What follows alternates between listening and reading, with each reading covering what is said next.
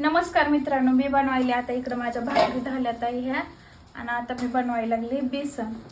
तर इकडे आणली मम्माने रानातून कोथिंबीर आणली आणि बेसन म्हणजे एकदम सोप्या पद्धतीत म्हणजे पटकन तुम्हाला समजा गडबडीमध्ये तुम्हाला बनवायचं म्हणजे लवकरात लवकर ते टेस्टी.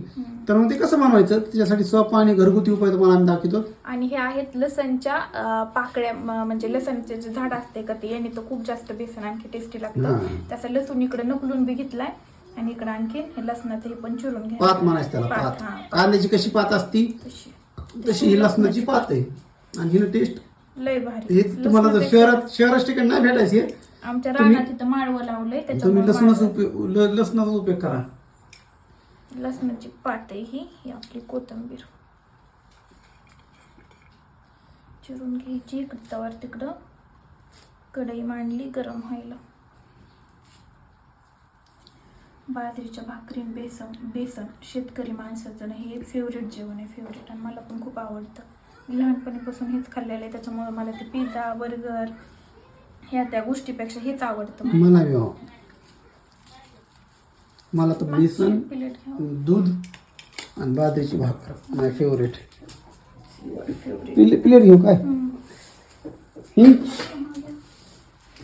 प्लेट म्हणलं तर गमेलं घेतलं काय माहितीच नाही, मिळत नाही. कशाला प्लेट म्हणतात, कशाला गमेलं म्हणते. त्याला गमेल नाहीत, मग त्याला वाटी म्हणतात. वाटी तेवढी. ह्याला काय म्हणतात सांग बरं? भाजी पात्र. बेसन पाट म्हणते त्याला. भाजी पात्र सांगा मित्र ह्याला काय म्हणतात? भाजी. आमच्या इथं भाजी पात्र. भाजी पात्र काय हिला माहिती नाही, काय मला नाही. माहिती. एरंडीला जायफळ म्हणते. मला एरंडीला माहिती नाही. एरंडी माहिती, मला जायफळ नाही. तुला काय माहिती नाही? एरंडी माहिती, जायफळ नाही. तुला कांदे जायफळ नाही तर कांदे संपलेत म्हणून छोट्या छोट्या कांदे आता इस्तेमाल सुरू आहे. आता लावले ते माळव्याच्या रानात कांदे बी. बघा कांदे बी येते ना काही दिवसांनी. घरचेच कांदे, घरचेच भात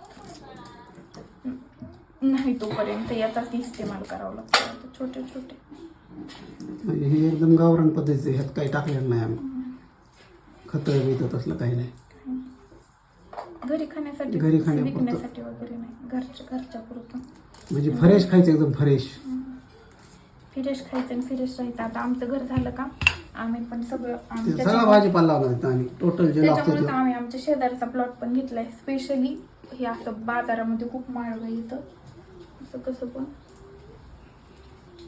त्याच्यामुळं स्पेशली आम्ही शेजारचा प्लॉट घेतला. आता आम्ही चौकून कंपाऊंड मारणार आहेत आणि समोर मुरू आणि मागच्या साईडला जे घराला एकदम चिटकून आहे का तिथं काळी माती टाकणार आहेत आणि त्याच्यामध्ये सगळं माळवं लावायचं. भाज्या, कोथिंबीर, मेथी, वांग्याचे झाडं, भेंडीचे झाडं. कढई टाकली ठेवली आहे, त्याच्यामध्ये तेल टाकलंय. आता त्याच्यामध्ये आपण देणार आहे मोहरीची, कमी वेळात एकदम. हा मोहरीचा तडका. कशी वाजते बघा मोहरी, एक नंबर. मोहरी तडतडू द्यायची थोडी. मी पाणी आणते. त्यासाठी साहित्य घेतलं आपण. कांदा आहे, सगळं मसाले आहेत. ते प्रत्येक मसाले जे आहे टाकणार आपण त्याचा उल्लेख आपण व्हिडिओमध्ये करणारच आहे. सगळ्यात पहिले आपण तेल टाकले, त्यानंतर मोहरी टाकली. बघूया आता पुढची स्टेप काय आहे. त्याच्यामध्ये टाकतो आपण लसूण टाकलेलं बारीक बारीक पीस केले ते.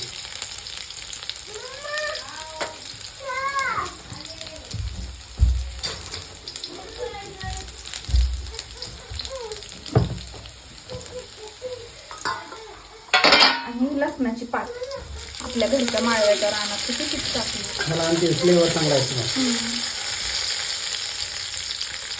धुतली म्हणून थोडं तडतड करायला या टाकणार आहेत आता कांदा. तर मस्त कांदा लाल करून घ्यायचा.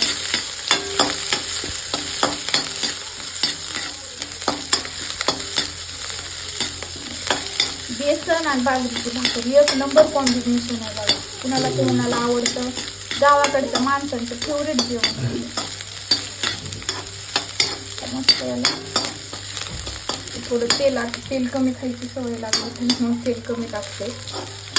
म्हणून आता परत टाकलं, कारण कांदा चांगला तळला का आणखी टेस्टी लागते आणि पप्पाला वगैरे खायचे.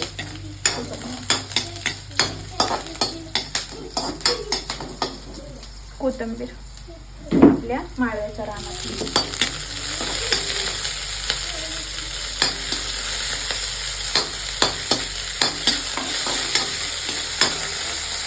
कांदा आपला लाल झाला. घ्यायची तळलेला कांदा. त्याच्यात टाकू आपण लाल चटणी चमचा.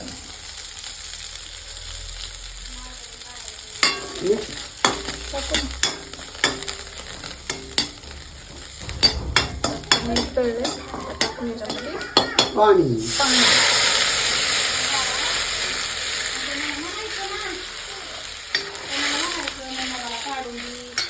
ह्याच्यात टाकायचं आता आपल्याला मीठ टाकायचं. मीठ आणि बेसन. उकळी आल्यावर बेसन हटायचे तर मीठ टाकू. मला उकळी आली का मग बेसन पीठ टाकू आपण. तोपर्यंत आपण बेसन पीठ काढून ठेवू आणि मग बेसन पीठ कसं हलवायचं ह्याची एक वेगळी पद्धत आहे जी की बऱ्याच लोकांना माहीत नाही. ती पद्धत आपण तुम्हाला आज दाखवणार आहे. नेमकं अशी कोणती पद्धत आहे जेणे तुम्हाला त्या बेसन पिठाच्या गाठी होणार नाहीत, एकदम सुटसुटीत बेसन होईल. तर बेस्ट बेसन हटण्यासाठी हे आपलं बघू शकता तुराटी आहे. हे म्हणजे तूर असते का तुरीची तुराटी याने ना गाठी वगैरे होत नाहीत. याने असं इथं पकडायचं आणि असं असं हलवायचं. तर आपली फुटलेली आता उकळी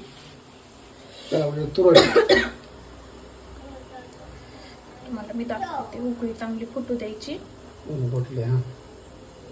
तर टाकते मी बेसन. खळा खळा उकळी फुटून द्यायची. आता फुटायली बघ.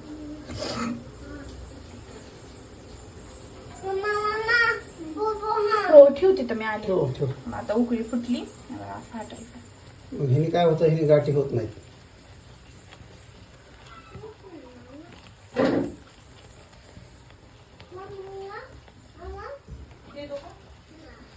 आपल्याला पातळ खायचंय का कसं खायचंय त्या त्या हिशोबाने. हिशोबाने तुराट्याने काय होतं, गाठी शक्यतो होत नाहीत. होतच नाही. तर असं ह्या पळी निमताने लय होतात. पळीने गाठी होतात.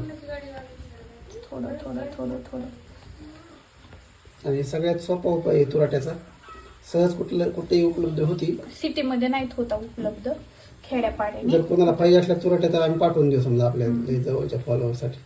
हो पाठवून देऊ, काही विषय आपल्या शेतातले तुराटे धुवून आपण यूज करू शकतो कवर पण. किती मस्त व्हायला लागले आता आपलं पिठलं. थोडं आणखीन टाकते. थोडं घट करायचं म्हणजे मीडियम रेंज मध्ये. म्हणजे लई पातळ नाही करायचं आपल्याला. आता हे मस्त पैकी हटवून घेते.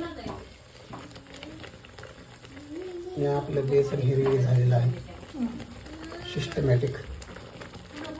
सुगंध एकदम मस्त यायला लागलाय.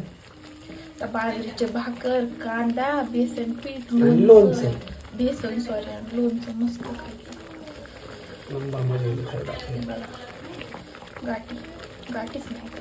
असली एक सुद्धा गाठ तुम्हाला सापडणार नाही. कारण हे बघा ना किती हे मोठे हे येतं बारीक करायला. त्याऐवजी ठेवी केलं का खूप साऱ्या गाठी असतात. तुम्ही जर हे पळीने उतरीने जर केलं तर गाठी 100% तयार होतात. ह्याने कसलीच तयार होत नाही. ही झाली सोपी पद्धत. तुम्हाला जर घरच्या घरी तुम्हाला बेसन बनवायचं असलं तर ही सोपी पद्धत एकदम. ही बाजरीची भाकर आहे, इकडे ही बनवणारी, इकडे हे बेसन. ज्याला दूध खायचं त्याला दूध, बाजरीची भाकर, तोंडी लावा बेसन. टन टन टन. चला बाय. तर आपण आता याची टेस्ट करून बघणार आहे कसं लागतंय ते.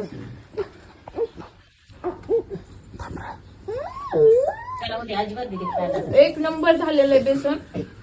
त्याच्यासोबत कांदा आहे आणि लोणचं पण आहे तोंडीला. नक्की एकदा ट्राय करा.